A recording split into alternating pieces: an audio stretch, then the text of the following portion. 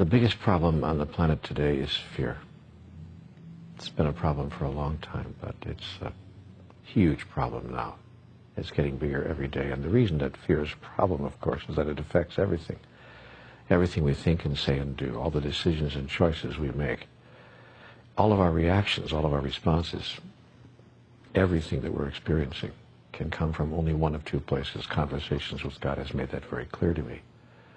We're either coming from love or we're coming from fear. And my observation is that most people, most of the time, and myself, more than I would like to acknowledge, coming from fear. So we have to look at our fears and find out, what is fear anyway? What is it all about? What are we afraid of? And what impact is it having on the choices and decisions and the creations for which we have made ourselves responsible? By the way, that's one of the first fears that there is, the fear of being responsible, the fear of placing ourselves in a position of responsibility for all that we are creating. So fear is the first aspect of the human experience, as I understand it, that we need to work very hard to heal, and I might even say to transform. You transform fear, and you transform the world. Now let's take a look at what it is that we're afraid of. First of all, as I observe it, we're afraid of life itself, and so much that goes on in life. We're afraid of life because we're afraid of death. Conversations with God says that all fear, ultimately, is a fear of death. If you're not afraid to die, then you're not afraid to live. But how can you not be afraid to die? Well, you cannot be afraid to die if you understand what death is, and as a result of that understanding, you understand what life is. The wonderful book, Home with God, in a Life That Never Ends, explains all this in extraordinary detail. It talks about the moment of our death, the process of death itself, and the reason that we're experiencing life as we are on this planet. I would suggest that anybody who wants to know more about this particular subject take a good look at that book. It's very difficult after reading that text to be afraid at any deep level of dying. And when that fear goes away, as I said, then fear of life disappears as well. We're afraid of nothing and no one because, and there's a very good reason why. See, all fear is based on the idea that we need something. That's what fear is, really. You want to know what fear is defined? The definition of fear is the thought that we are not going to be able to have something we think we need. It's as simple as that. The person who doesn't need anything has no fear of anything. When I don't need anything from you, I don't fear you.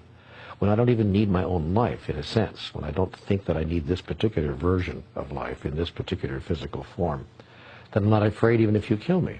Then I really don't need you for anything. I don't even need you to stop killing me. That creates true fearlessness, and most spiritual masters reside in that place, a place of utter fearlessness.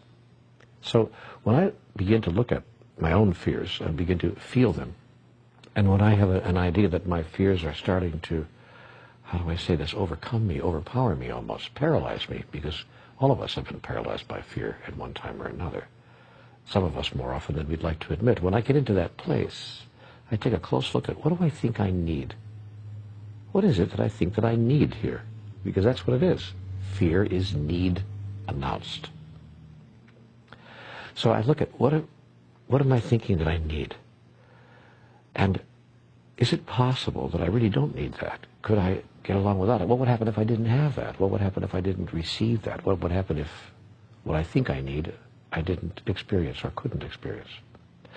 See, then there are two ways that fear manifests itself. The idea that I will not get what I need, I'm not going to receive that, or the idea that I'm going to lose something that I need. I have it now, but I'm going to lose it. And that's most often presenting itself in human experience, as I observe it, in relationships. It presents itself in other ways as well.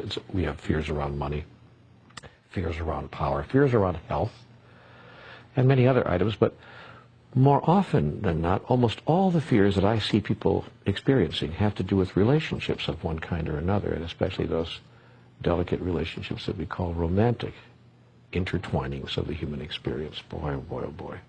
First, I'm afraid that no one's going to love me, and then I'm afraid if somebody does, I'm going to lose the love. And how I solve that, when I do, except when I don't, but how I solve that when I do, how I get into a place of what I want to call spiritual health is when I understand who I truly am and that I actually don't need the love of another or any other in order to experience who I truly am, in order to experience serenity, peace, joy, happiness. Every time I think that my joy is obtainable, or that I'm sourced with my joy, that my joy comes from someplace outside of myself, I get into fear. Every time I'm clear that the source of my joy does not exist outside of myself, but is given to me, from me, by me, my fear disappears. And here's the irony of that. I then become much more attractive to people, and what I was afraid of, that people would walk away from me, in fact, doesn't happen. The reverse happens. People are attracted to me, because all people are attracted to other people who are firm and strong, not arrogant, but aware, and reside deep inside of themselves, because nobody likes to be needed. Because if I feel that you need me so much, then my next fear will be I can't give you what you need, and that's why I'll lose you, you see. So people who present themselves to the world as serene and peaceful and joyful and innately happy, these are people we say are together, they have it together. These are people who are aware that their happiness, their joy, and their peace comes from within. That's words we hear from every spiritual master. We hear them in all the spiritual books. But that experience is attainable. We can find it. We can go there. And that's, I think, the spiritual journey. That's the path to transformation. That's the movement away from fear. Someone once said to me that there's a great acronym for fear. Feeling excited and ready. Oh, I love that. I had a great teacher say to me one time years ago, call your fears adventure. What a great thought. So I'd like to maybe leave you with that thought for today. Whatever you're afraid of right now, realize a couple of things. One, it's not real. You're making it all up.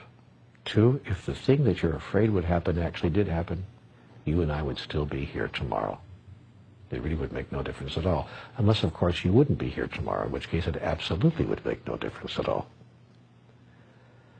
Three, if you can call your fears adventure, you'll bring in an energy that will heal the fear, the energy of excitement, the energy of being inspired by life itself. Because life, you see, is a process that informs life about life through the process of life itself. And if you live your life filled with inspiration and excitement, soon there's nothing to be afraid of. And it becomes the great joy it was always intended to be. That's how I see it. That's what my conversations with God told me about fear. I could be wrong, of course, about all of this. But I don't think so.